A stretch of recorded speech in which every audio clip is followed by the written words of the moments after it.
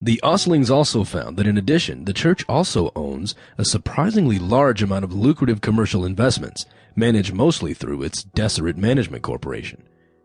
These holdings bring in another estimated $600 million annually. They include an estimated $6 billion or more in stock and bonds, several insurance companies including Beneficial Life, a company with $16 billion in insurance and assets of $1.6 billion, media holdings including Bonneville International Corporations, which owns a chain of 25 radio stations, seventh largest in the country, a television station, and other media operations. Hawaii Reserves, which manages extensive real estate developments in Hawaii, such as the Disney-esque tourist trap, Polynesian Cultural Center, the major source of PCC's labor force, Brigham Young University, Hawaii, and more than 150 farms and ranches, including the largest cattle ranch in America, making the LDS Church one of the biggest landowners of the nation, with around 1 million acres of farm and ranch land, roughly equal to the size of the state of Delaware. Incidentally, the church's religious buildings and property, like the magnificent Salt Lake City Temple, are considered expenses and not sources of revenue. A big focus of church funds is on their humanitarian efforts. Every year, tens of millions of dollars are donated to carry out outreach activities in 178 countries, which also happen to contribute to church growth. And like many religions, it claims to be the fastest growing religious sect in the world. But where did this tax-exempt multi-billion-dollar multinational corporation come from? The Complete Heretic's Guide to Western Religion, The Mormons, by David Fitzgerald, is now available at atheistaudiobooks.com.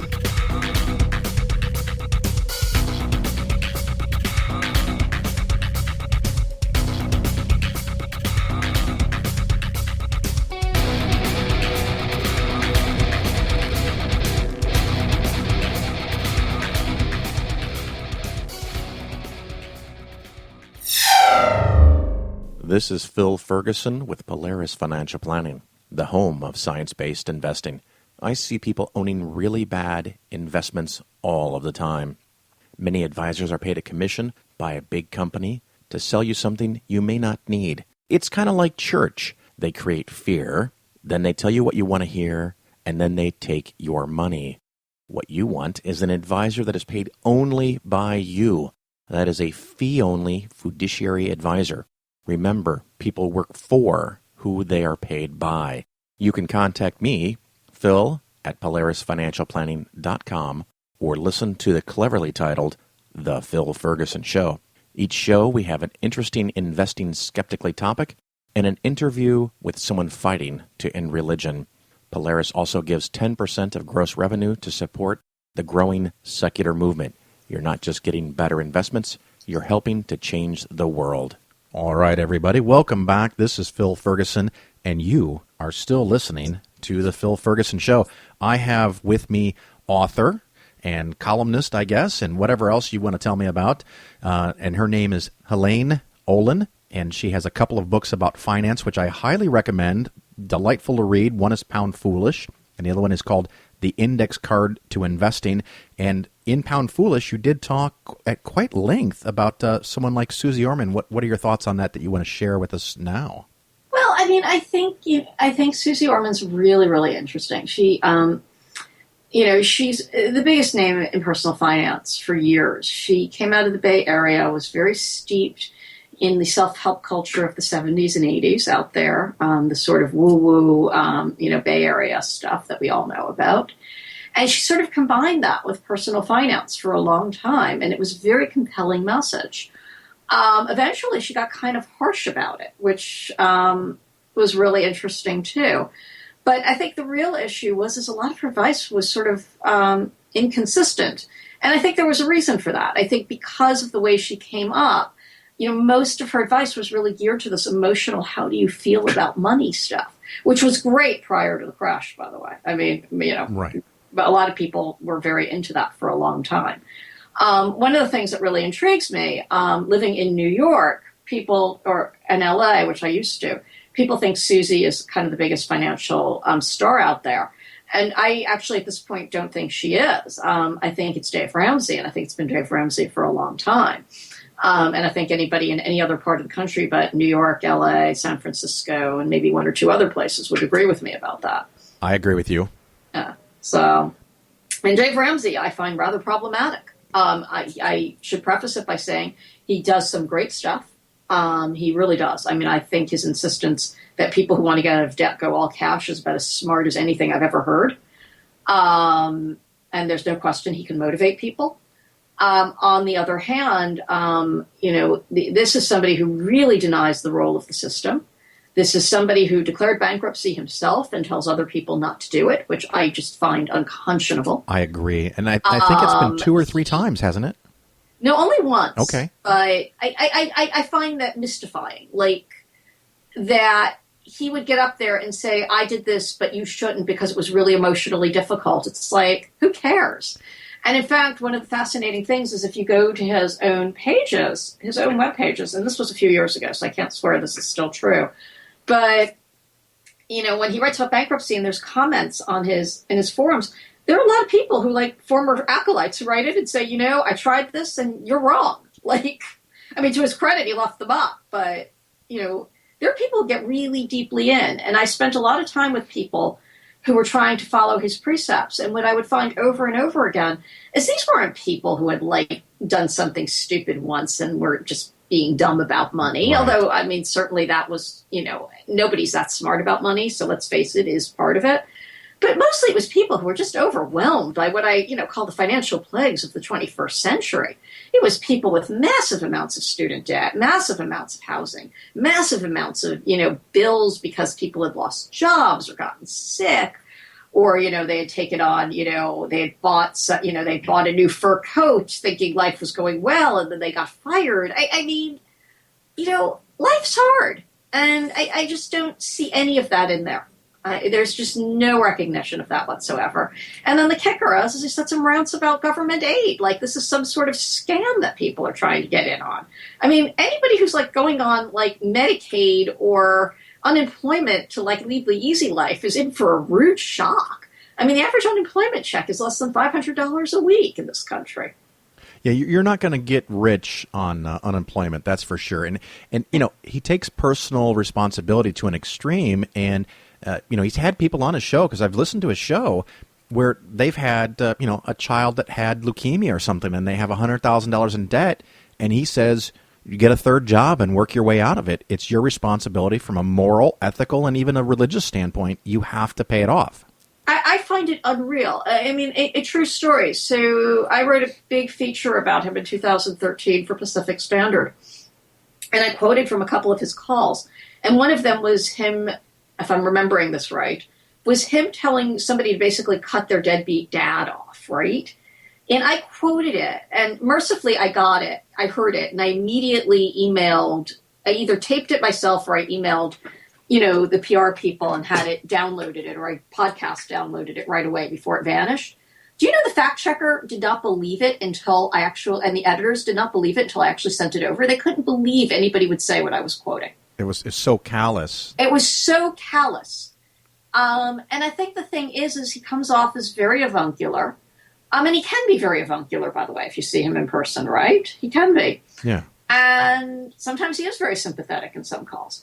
And then it just sort of, the anger just kind of comes out of nowhere. And the other thing that I think a lot of people don't realize, because you've really got to listen for a while to realize it, is how politically conservative he is. Very, very. And, he's just sort of conceived as this aw shucks personal finance guy. And in fact, if you listen, for a full week, you'll get anti-Obama rants, anti-healthcare Reform Act rants, all sorts of stuff about Social Security and how, you should strive to not have to take it. And just sort of like, wow, like, why don't more people know this? Well, it pushes to the side of what I call, and I didn't warn you in advance that you can swear in my show, but he has the growing mentality of many conservatives. I have mine, fuck you. Right. And it's, if you don't have yours, it's your fault. Right. I usually have a terrible potty mouth, but I'm trying to be better. Oh, you don't have to worry about it on this show, so let it fly if it feels right. Oh, you don't want to say that to me. You won't hear the end of it. But it's really, I mean, I joke about it because I do think there is something cultural about it. This sort of the thing about self-help culture is often that you have to have the story, right? And Dave Ramsey has the story. I was, falling apart. I overextended my business, and then I saw the light, and I've been living a financially righteous life ever since. And the result of having this story is that we give a huge pass to a lot of what just is flat out hypocrisy. So to go back to the bankruptcy thing for a moment, the nerve of him telling people they can't declare bankruptcy. How the heck did he get out of all that debt, right? Yeah, it was okay for him, but not for you. It was okay for him. And I joke if he wasn't from a more polite part of the country, which is how I think of the South, if he was from New York, I can tell you what would happen. The first time he had gone to his family dinner and said, I've got this idea, no one else should declare bankruptcy, somebody would have looked at him and said, schmuck, you declared bankruptcy. And that would have been the end of it. I can tell you that's how it would have gone down in my family, Well, that's kind of how I look at it. Now, another thing that I often have issues with, and I'm torn on this, so I want to get your input. I think I already know it because I've heard 2 of your books. He talks about paying off the smallest debt first, not the highest interest rate. What do you think? I think it really depends on, look, if it's a tiny debt, hey, whatever gets you through the day, right? Right. But I think that just ignores the interest rate thing. And interest rates are enormous, right? If your small debt is it a 5% interest rate and your large debt is at a 10% interest rate, you're going to potentially cost yourself thousands of dollars. Why would you want to stay in the hole like that? And given that he has a following, and given that he can encourage people, I would argue that it's anybody who's in a position, and I don't mean just Ramsey, by the way, I should broaden this discussion out. I think anybody who wants to get people out of debt has a duty to basically say to them, these are the facts and here's the best way to do it. Yeah, absolutely. Now, speaking of saving, do the average Americans have enough when they get to retirement? No. Are they close? I mean, just a few percent short? And it's going to get worse, not better. And why do you think unless that we is? do something like expand Social Security. Yeah. Because people just can't save up the amounts they need. I mean, there's kind of no way around this. You can blame people from now till doomsday, but that's not going to help them when they're 65 and they don't have the money, right? And what percent do you think people should save every year to try to get to retirement? In the index card, we say people should strive to save 10 to 20% of their income. And I think that's doable for a lot of people. I think that's not doable for a lot of other people. Right. And just for you to know, and again, pardon my swearing, I tell people that 10% is the suck-ass minimum and that they should strive for 20. My co-writer, when he did the original index card, said 20%. Yeah. And the reason we don't have that any longer is because he literally got hate mail for it. The other reason we don't have it is I feel that telling that to people is a really good way to not get them to save anything. Well, and it's funny because I'm conflicted by that because one of the things that, for example, both Susie Orman and Dave Ramsey will say never buy annuities, but they won't go through the math because it's complicated. Right. So, I mean, I'm torn with the populist message, but having the necessity to be brutally honest, but maybe I can get away with that because of my specific set of listeners, and I'm not mass appeal. Yeah, I would say also, this is outside the bounds of both of the books I've written as of right now, because in one case, the issue really hadn't come up yet, and in the index card, this is really about personal finance. But, I mean, I think most people would really be helped more than anything by an expansion of Social Security. Along the lines of what Elizabeth Warren is asking for, along the lines of what Bernie Sanders is asking for right now. I think that's more realistic help for people. And that's saying something, by the way, because I don't think that legislation is passing Congress. So if I'm telling you that that's a more realistic solution, you know what I think of how likely it is to get people to save 20%. Yeah. Historically, Americans have never saved 20%, by the way. We've never been a high savings country. There's probably a lot of reasons for that, but you're not going to change human nature at this point. 10%, however, we have done, and we've done it as recently as the early 1980s. And I actually like to talk about this for a minute because I don't believe people have become uniquely more stupid in the past 35, 40 years. I think the issue has become that people have just been unable to keep up.